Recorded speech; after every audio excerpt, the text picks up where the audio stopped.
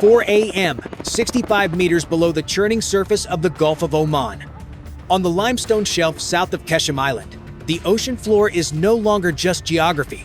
It is a graveyard for electromagnetic waves. Inside the pressure hull of a Ghadir-class midget submarine, the air is thick, metallic, and heavy with the scent of recycled oxygen. 120 tons of Iranian steel are currently defying every doctrine of modern maritime detection by doing absolutely nothing. This is bottom resting, the ultimate posture of the patient predator. By killing the propulsion and settling directly into the silt, the Ghadir ceases to be a vessel and becomes a permanent feature of the seabed. The logic behind this fortress under the mud is a calculation of environmental warfare. In the Persian Gulf, water is never just a uniform liquid. It is a chaotic layering of extreme salinity and aggressive thermoclines.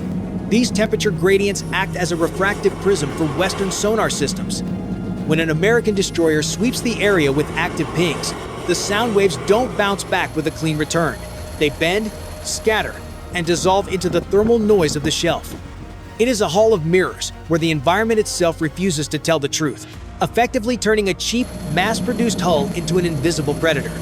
Surrounding this silent hull is a perimeter of MC-52 smart mines, digital gatekeepers tuned to the specific magnetic displacement of high-tonnage steel.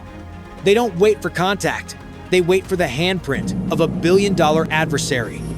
There is a calculated, almost cynical arrogance in this silence. The Iran knows that while the U.S. Navy owns the satellites and the open skies, they cannot see through 65 meters of mineral-heavy brine and acoustic noise. In this shallow, turbulent labyrinth, the high-tech eyes of the West are blinded by the very terrain. For the men inside the Ghadir, the pressure hull is not a cage, it is a sanctuary. A logic error in the American tactical computer, waiting for the giant to trip over its own complexity.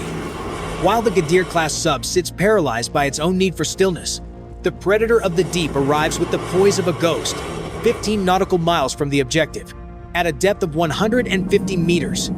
The USS Virginia, SSN 774, Block V, is an 8,000-ton masterclass in the physics of absence. At 140 meters long, this nuclear-powered behemoth should, by all laws of traditional mechanics, be an acoustic beacon. Instead, it licks through the deep at tactical speeds while generating a noise signature no louder than a colony of snapping shrimp. The secret to this impossible silence is a twofold triumph of materials science. First, the hull is encased in thousands of anechoic tiles, specialized synthetic rubber layers that act as an acoustic black hole. When the Iranian sonar pulses hit the Virginia, they aren't reflected back. They are swallowed, converted into microscopic amounts of heat, and neutralized. Second, the traditional propeller has been replaced by a pump jet propulsor. By shrouding the blades, the Virginia eliminates cavitation, the collapsing of bubbles that usually scream submarine to any hydrophone within 100 miles. It doesn't just move through the water, it integrates into the medium's own molecular flow. From the Virginia Payload Module VPM, a slender torpedo-shaped shadow is ejected, the Razorback UUV, unmanned underwater vehicle.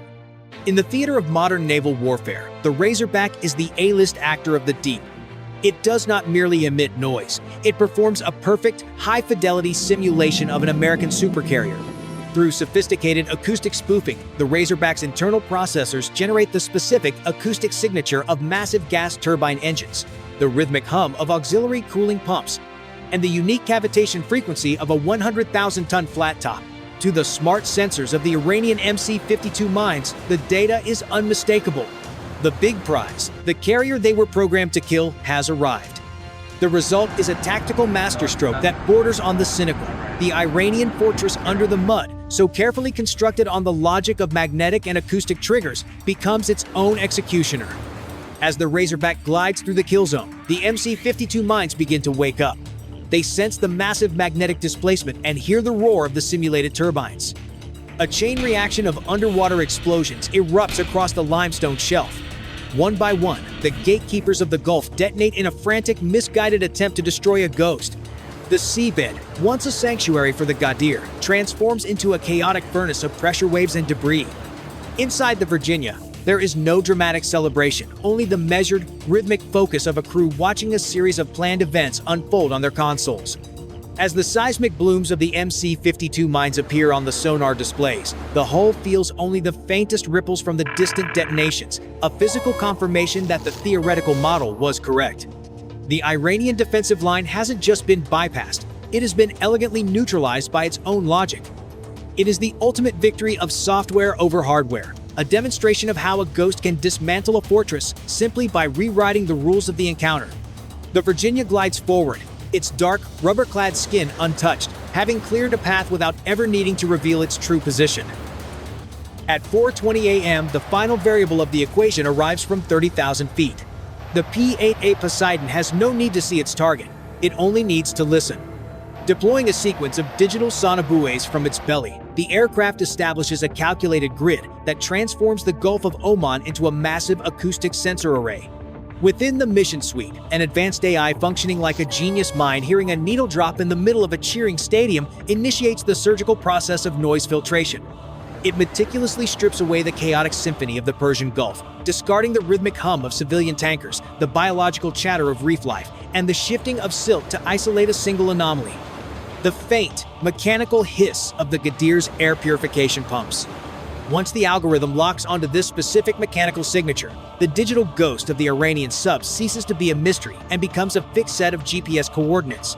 The kill is executed via the HAAWC High-Altitude Anti-Submarine Warfare Weapon Capability System. Instead of the Poseidon descending into the reach of Iranian shore-based manpads or anti-air batteries, it releases a Mark 54 Mod 2 torpedo equipped with a specialized wing kit. The torpedo doesn't just fall, it deploys GPS-guided gliders and transforms into a high-altitude cruise missile. It soars across the sky for miles, silently trading potential energy for distance. Only when it is directly above the Ghadir's last known position does the wing kit jettison, and the Mark 54 enters the water with its own active sonar screaming. For the U.S. Navy, this isn't just a combat engagement, it is a triumphant application of geometry and gravity.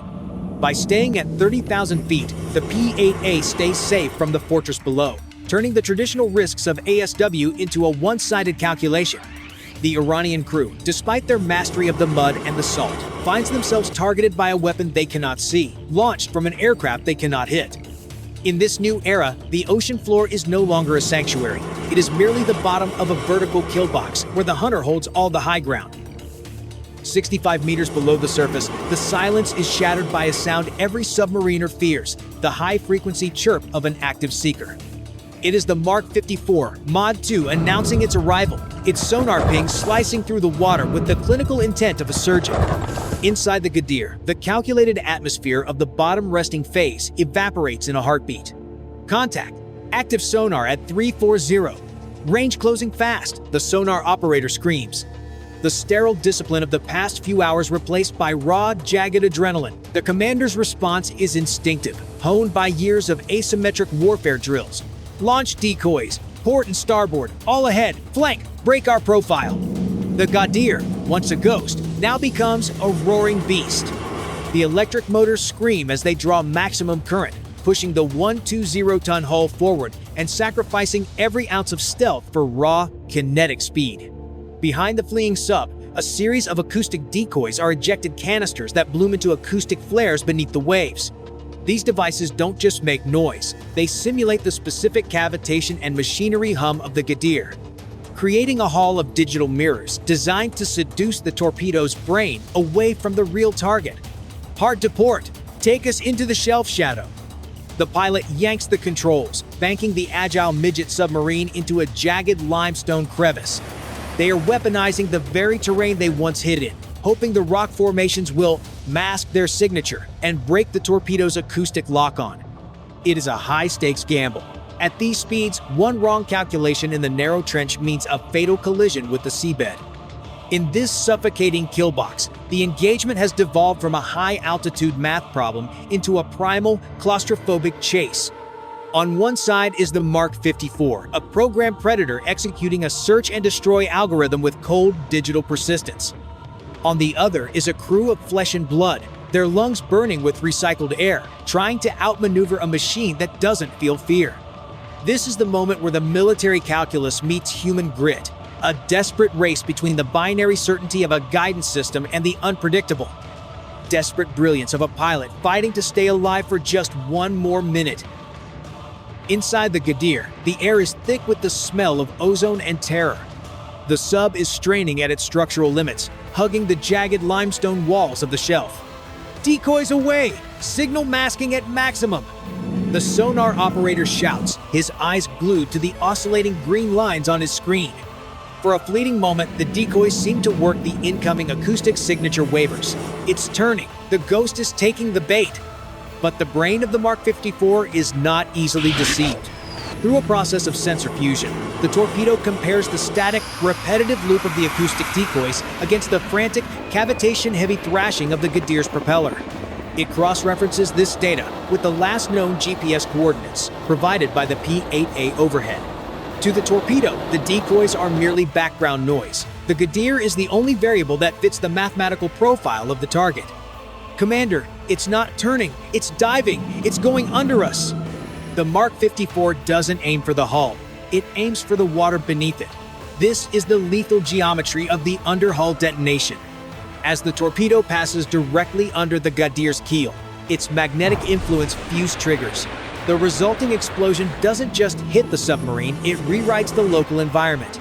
The explosion creates a massive, high-pressure gas bubble, a steam void directly beneath the submarine. This bubble expands with such violent force that it lifts the 120-ton Ghadir upward, momentarily suspending it in a vacuum. For a split second, the submarine is no longer supported by the water. It is hanging in empty space. Then, the physics of the deep sea take over. Nature abhors a vacuum, especially at a depth of 65 meters where the pressure is immense. The gas bubble abruptly collapses, and thousands of tons of seawater rush back into the void at supersonic speeds. This is the water hammer effect. The returning wall of water strikes the unsupported hull from below, while gravity pulls the heavy machinery down. The result is a keel break. The structural spine of the Ghadir snaps as easily as a dry biscuit. The collapse is near instantaneous. In less than 0.5 seconds, the pressure hull designed to withstand the steady squeeze of the ocean, not this dynamic, vertical violence is crumpled into a mass of distorted alloy. There is no time for the crew to react, no time for a final prayer. The ocean simply reclaims the space that the machine had briefly occupied. In the end, bravery is a variable that the ocean does not recognize.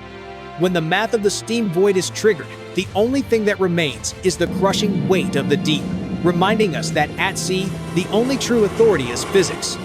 If you want to continue following the strategic strikes of Operation Epic Fury, hit subscribe so you don't miss the next update. Goodbye.